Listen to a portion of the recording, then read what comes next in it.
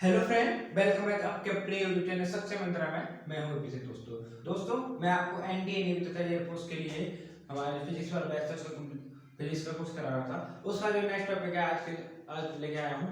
उसमें दोस्तों आज हम नया टॉपिक स्टार्ट करने आ रहे हैं, जिसका नाम है दोस्तों प्रकाश की ज्योतीय प्रकृति एवं विकिरण। प्रकाश की ज्योतीय प्रकृति एवं विकिरण दोस्तों, या फिर अगर इसको देखें तो क्या हुआ दोस्तों, dual nature of matter and radiation. Dual nature of matter and radiation. प्रकाश की गति प्रकृति क्या होता है दोस्तों, सबसे पहले इसके बारे में जानकारी करते हैं। गति प्रकृति, ठीक है, क्या होता है गति प्रकृति, इसके बारे में जानकारी करते हैं दोस्तों ये प्रकाश होता है, हमारे प्रकाश से संबंधित दोस्तों कई प्रयोग किए गए। इसमें ध्रुवण भी है, विवर्तन भी है और आपका प्रकीर्णन है। इसके अलावा भी हाइजेंस वगैरह, हाइजेंस ने भी नियम वगैरह रखे और आजकल के आइंस्टीन जैसे महान वैज्ञानिक लोगों ने भी प्रकाश से संबंधित कई नियम प्रयोग किए थे। तो उन प्रयोगों के द्वारा दोस्तों ये पता पड़ा कि प्रकाश के दो टाइप से रिएक्शन करता है किसी चीज में। नंबर 1 तरंग के रूप में, नंबर 1 किस टाइप से दोस्तों, तरंग के रूप में।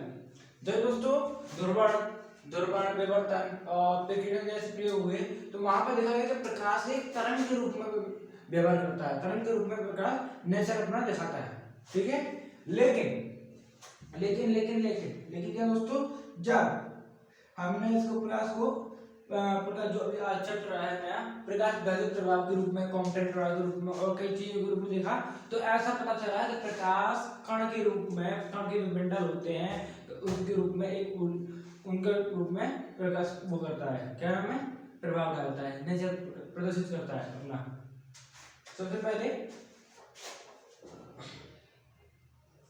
तरंग के रूप में आप कह सकते हैं प्रकाश का तरंग सिद्धांत। प्रकाश का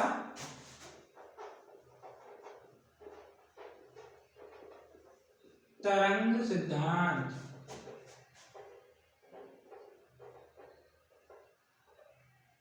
प्रकाश का तरंग सिद्धांत क्या होता है दोस्तों, आखिर इसके ये है तो है क्या चीज प्रकाश का सिद्धांत। तो दोस्तों वही बात कि प्रकाश दोस्तों अपने आपको ध्रुवण में, विवर्तन में, प्रकीर्णन में तथा प्रकाश जो परावर्तन वगैरह होता है, अपवर्तन होता है, उस इतनी सारी 5 डायरेक्शन है, उनके अलावा डायरेक्शन और भी होगी। इन सारे प्रैक्टिकल में, इन सारे प्रयोगों में दोस्तों प्रकाश एक तरंग के रूप में व्यवहार अपना प्रदर्शित करता है, एक तरंग के रूप में अपने आप को दिखाता है दोस्तों। लेकिन लेकिन लेकिन क्या प्रकाश फोटॉन के सिद्धांत, जो फोटॉन सिद्धांत दोस्तों ये प्लैंक ने बताया था, क्वांटम का सिद्धांत प्रकाश का। दूसरा प्रकाश का क्वांटम सिद्धांत। इस सिद्धांत के अनुसार दोस्तों प्रकाश एक प्रकार की ऊर्जा, ये तो सभी जानते हैं। तो प्रकाश और ऊर्जा अपने रूप में क्या नाम है, एक छोटे छोटे बंडलों के रूप में संचरित करता है। क्या करता है, संचरित करता है, यानी मतलब आवागमन करता है, स्ट्रक्चर कर सकते हैं, संचालित करता है अपने आप को। तो इन ऊर्जा के बंडल होते छोटे छोटे, इन बंडल को कहते हैं दोस्तों हम फोटॉन। नई चीज है दोस्तों, क्या है, ऊर्जा के बंडल होते प्रकाश ऊर्जा के, उन बंडलों को फोटॉन कहा जाता है, ठीक है। तो प्रकाश के क्वांटम सिद्धांत के अनुसार ये दोस्तों प्लैंक ने बताया था, तो इसके अनुसार प्रकाश ऊर्जा के छोटे छोटे बंडलों के रूप में संचरित होता है, जिन्हें फोटॉन कहते हैं दोस्तों, जिन्हें क्या कहते हैं, फोटॉन कहते हैं प्रकाश के क्वांटम नियम के अनुसार। लेकिन इसके अनुसार क्या था, ये विवर्तन होता है, ध्रुवण होता है और प्रकीर्णन वगैरह, प्रकीर्णन तो ऐसी चीज है, विवर्तन, ध्रुवण, अपवर्तन, परावर्तन, इन सब में दोस्तों प्रकाश एक तरंग के रूप में प्रदर्शित होता है, मतलब अपने आप को रिप्रेजेंट करता है आगे। लेकिन वही प्रकाश क्वांटम सिद्धांत के अनुसार क्या है, प्रकाश क्वांटम सिद्धांत कहता है दोस्तों, प्लैंक ने बताया था कि प्रकाश ऊर्जा के छोटे छोटे बंडल के रूप में होता है तथा यह जो छोटे छोटे बंडल होते हैं फोटॉन कहा जाता है। आइए फोटॉन के बारे में कुछ जानकारी करते हैं, इसी के साथ साथ फोटॉन के बारे में चल रही है। तो नंबर 1 दोस्तों, क्या, फोटॉन की ऊर्जा, सॉरी फोटॉन की गुण में नंबर 1 फोटोन की 4। दोस्तों जब आपको बताइए प्रकाश, फोटोन क्या है, प्रकाश एक पार्ट है, तो प्रकाश की चाल कितनी होती है, C/10 × 10⁸ मीटर पर सेकंड, इसीलिए इसकी चाल प्रकाश की चाल बराबर होती है C/10 × 10⁸ मीटर पर सेकंड। पहला पॉइंट। दूसरा पॉइंट दोस्तों क्या है, दूसरा पॉइंट आ रहा है फोटोन का आवेश क्या होता है। दोस्तों जब हम जानते हैं कि एक प्रकाश जो फोटोन है ये प्रकाश की वजह एक तरफ से कह सकते हैं प्रकाश की जो प्रकाश की रे होती है वही होती है, और रे पे कोई भी आवेश नहीं होता है, ना पॉजिटिव ना नेगेटिव। जब पॉजिटिव नेगेटिव आवेश ही नहीं है तो उसकी मात्रा क्या होगी, 0, अर्थात आवेश बराबर Q बराबर 0। दोस्तों विरामावस्था में फोटोन की चाल कितनी होती है, 0। विरामावस्था में फोटोन की चाल क्या होती है दोस्तों, तो चाल नहीं द्रव्यमान, प्रोटॉन का द्रव्यमान,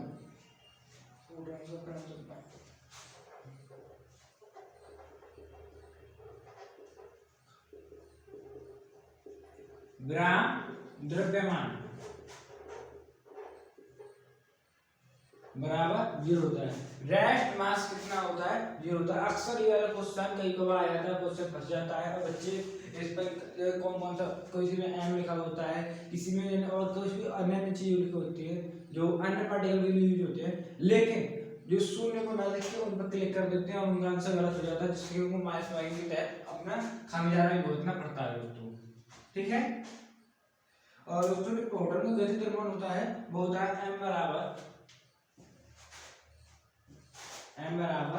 h/c लैम्डा। ये आयत मास ये मैं आपको बता देता हूँ, पहले इसको ये लिख देता हूँ। फोटोन का गतिज द्रव्यमान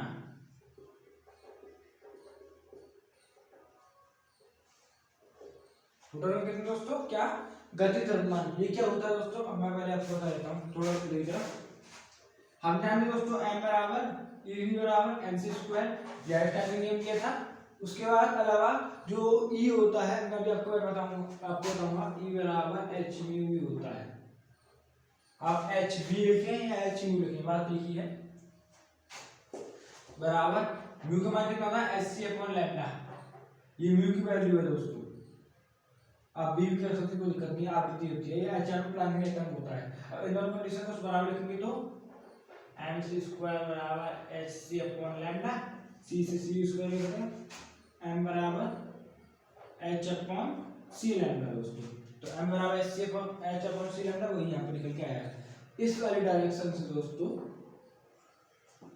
हमारा फोटोन का गतिज द्रव्यमान निकलता है, ठीक है। अगला जो पॉइंट है दोस्तों वो है हमारा क्या है, फोटोन की ऊर्जा। फोटोन की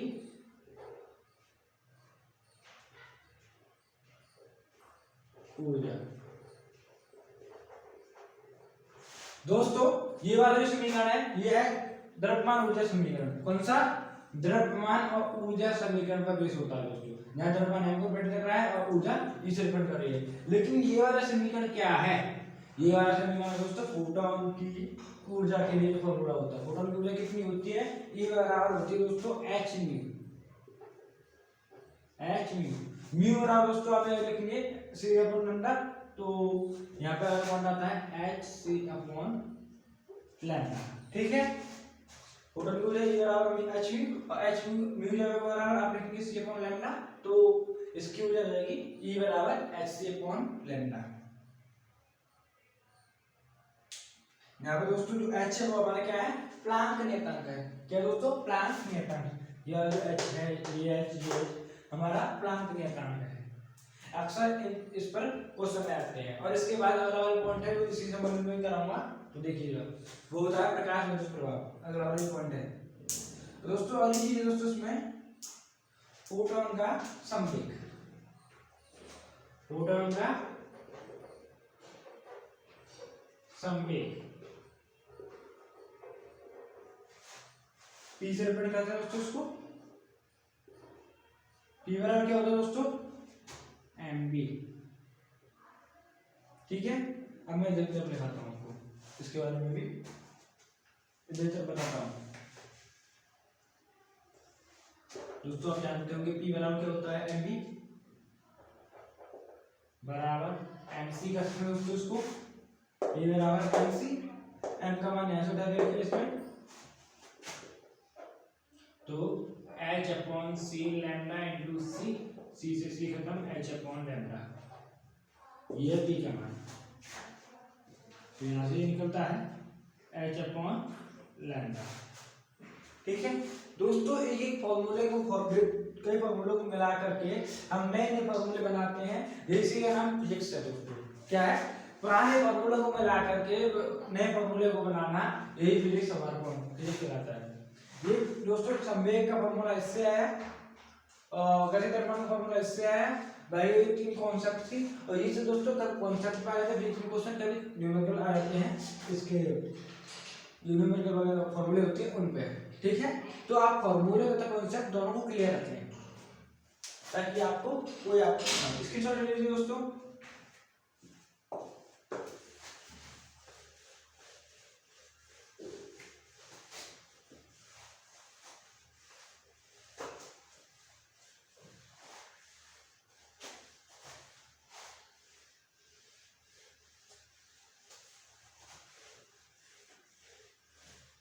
ठीक है,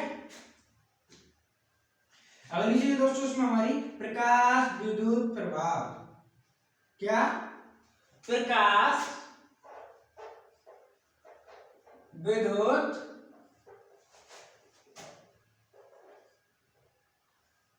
प्रभाव,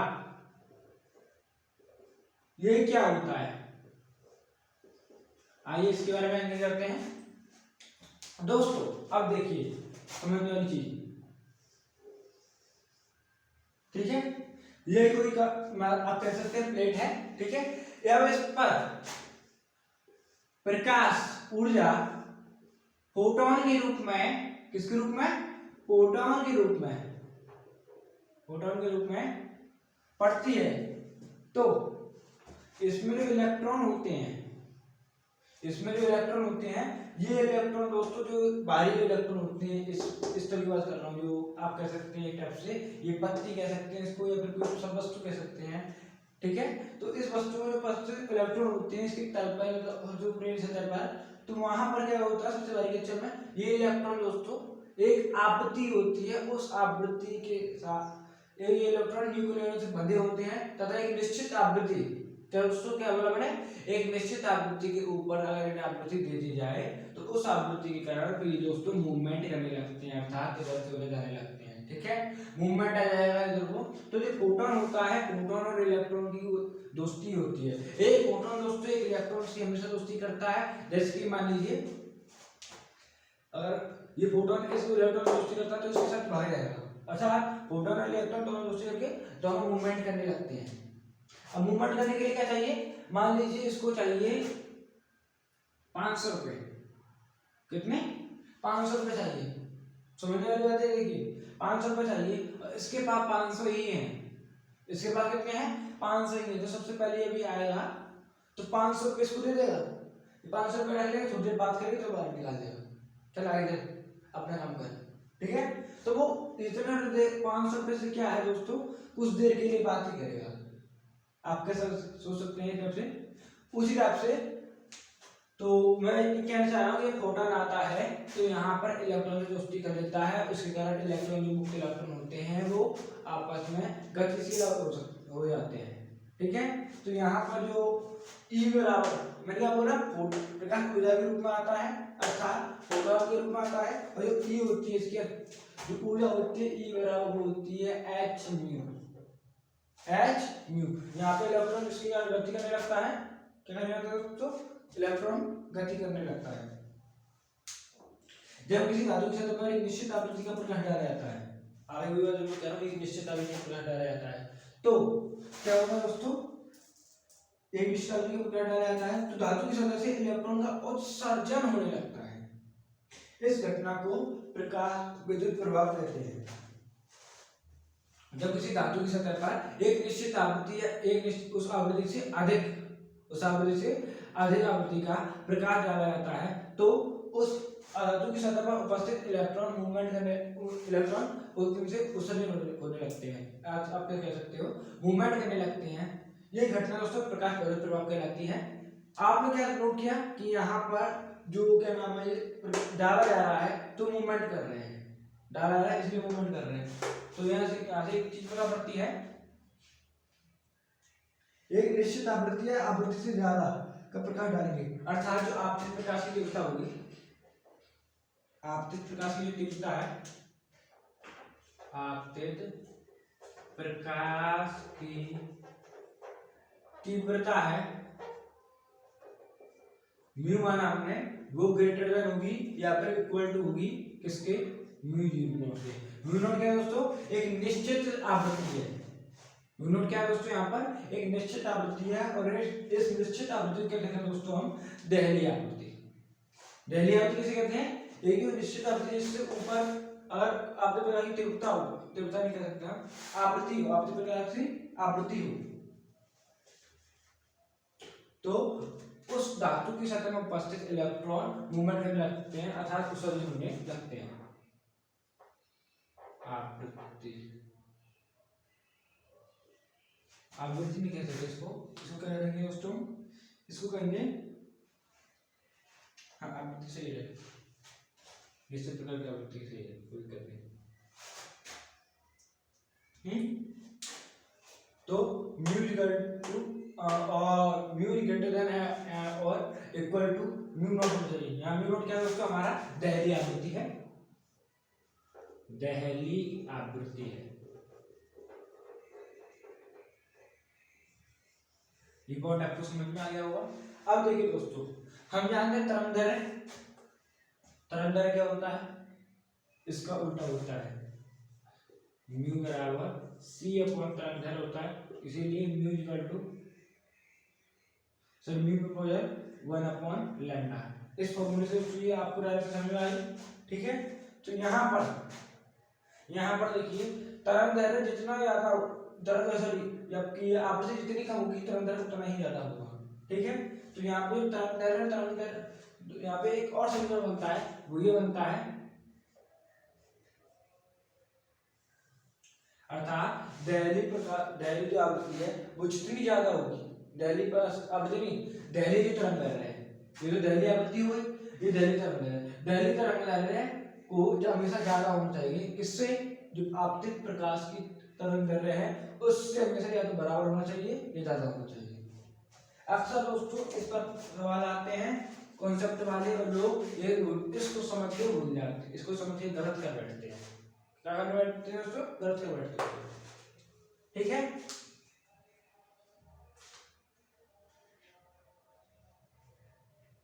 अब दोस्तों देखिए अगला पॉइंट आता है अब हम कह रहे हैं कि किसी कार्यफलन नाम का अगला पॉइंट जो आ रहा है यहाँ पे वो है कार्यफलन।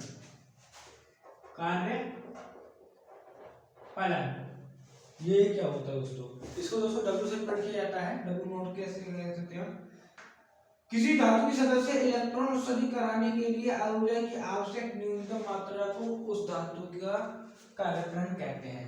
किसी धातु की सतह से ऊर्जा इलेक्ट्रॉन उत्सर्जित कराने के लिए जो ऊर्जा चाहिए उस ऊर्जा की न्यूनतम मात्रा को कहते हैं दोस्तों, उस धातु का कार्यफलन कहते हैं। W से रिप्रेजेंट किया दोस्तों इसको, ठीक है। W बराबर कितना, अब मान लीजिए जो न्यूनतम ऊर्जा होती है यहाँ पर ये जो E है आपतित प्रकाश की ऊर्जा है, आपतित प्रकाश में जो ऊर्जा आ रही है फोटॉन के रूप में वो है, जिसके कारण हमारा इलेक्ट्रॉन उत्सर्जित हो रहा है। यहाँ से क्या निकल के आता है, क्या निकल के आ रहा है दोस्तों, हाँ सेकंड चीज, ये म्यू जब तक इससे ज्यादा या बराबर नहीं होगी तब तक कार्यफलन नहीं होगा, ठीक है। अर्थात यहाँ पर E बराबर H म्यू नॉट भी लिख सकते हैं, H म्यू नॉट लिखा। और यहाँ पे जो कार्यफलन है, कार्यफलन की डेफिनेशन के हिसाब से क्या कार्यफलन कह रहा है कि जब तक यहाँ से इलेक्ट्रॉन उत्सर्जित नहीं होगा जब तक कि ये इलेक्ट्रॉन जो ये वाली ऊर्जा है वो इसके बराबर ना हो जाए, वो न्यू इसके बराबर ना हो जाए, वो मतलब जो इसकी डायरेक्शन है उसके साथ में हो जाए। यानी तो मतलब इलेक्ट्रॉन को उत्सर्जित करने के लिए जो ऊर्जा चाहिए उतनी ऊर्जा इसमें ना हो जाए जब तक इतनी ऊर्जा जब तक इसको नहीं मिलेगी तब तक इलेक्ट्रॉन यहाँ से मूवमेंट नहीं करेगा। ठीक है, अर्थात कार्यफलन बराबर ई ओमेगा एच म्यू नॉट। यहाँ पर क्या बोलेंगे दोस्तों, एच म्यू नॉट बोलेंगे। यह है कार्यफलन डेफिनेशन। दिल्ली तरंग में आपको समझा चुका हूँ। और ये है दोस्तों दिल्ली आवृत्ति थी, वही दिल्ली तरंग कर रहे हैं, दिल्ली तरंग दैर्ध्य। ठीक है, यहां तक तो हो गया। अभी अगला पॉइंट देखिए, आइंस्टाइन का प्रकाश बल समीकरण।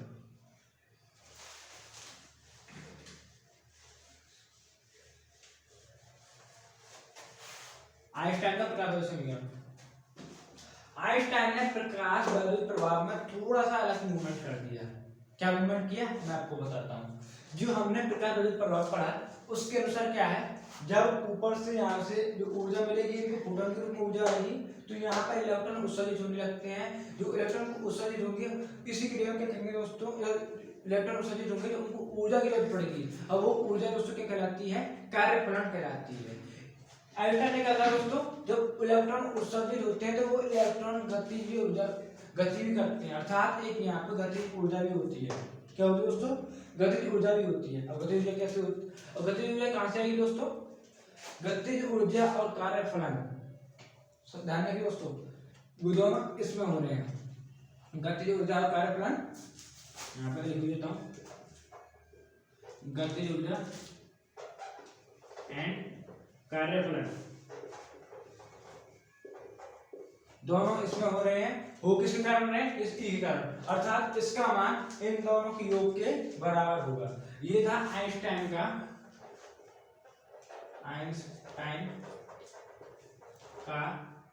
प्रकाश वैद्युत समीकरण। ठीक है, इसके अनुसार E बराबर W प्लस ई के मतलब कि गतिज ऊर्जा, एच म्यू से डिवाइड करते हैं इसको, W हमारा एच म्यू नॉट, मैं आपको इस फॉर्मूले बता चुका हूँ। E के बराबर किसी पदार्थ की गतिज ऊर्जा होती है E बराबर हाफ mv स्क्वायर, इसीलिए यहाँ पर भी हाफ mv स्क्वायर। इसको सॉल्व किया, H mu minus H mu not equal to half mv square. ठीक है दोस्तों, अब दोस्तों देखिए हाफ mv स्क्वायर इसकी गति होती है। यहाँ से हम इसको डायरेक्टली कर सकते हैं, कभी इस पे फॉर्मूला आया था डायरेक्टली। ठीक है, और सबसे ज्यादा इस पे आता है, किस पे आता है, एक फॉर्मूला ये मिल गया, इसको थोड़ा सॉल्व किया तो इस पे भी हमारा दोस्तों क्या आ गया, फॉर्मूला आ गया। ओके फ्रेंड, अब दोस्तों यहाँ से दोस्तों कभी इसका मान पूछ देता है, कभी इसका मान पूछ देता है, कभी इसका मान पूछ देता है, तीनों के रूप में कुछ पूछ सकता है। और कभी इसमें ये दोनों दिया हुआ, दोनों का अंतर दिया हुआ, इसका मान तो अब जानते हैं प्लांक नियतन होता है, प्लांक नियतन का मान फिक्स होता है, m द्रव्यमान होता है और v इसका मूवमेंट होता है। ठीक है, अब देखिए अगला,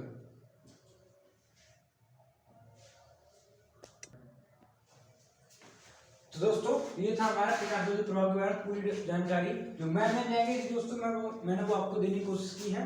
तो यहाँ पर दोस्तों जो भी मैंने आपको फॉर्मूले वगैरह बताए हैं इनको नोट पॉइंट पे लिख लीजिएगा। और वीडियो पसंद आई तो वीडियो को लाइक करिए, कमेंट करिए, शेयर करिए दोस्तों के साथ, तथा चैनल को सब्सक्राइब करके बेल आइकन जरूर दबा दें। मिलते हैं आपसे अगली वीडियो में, तब तक के लिए।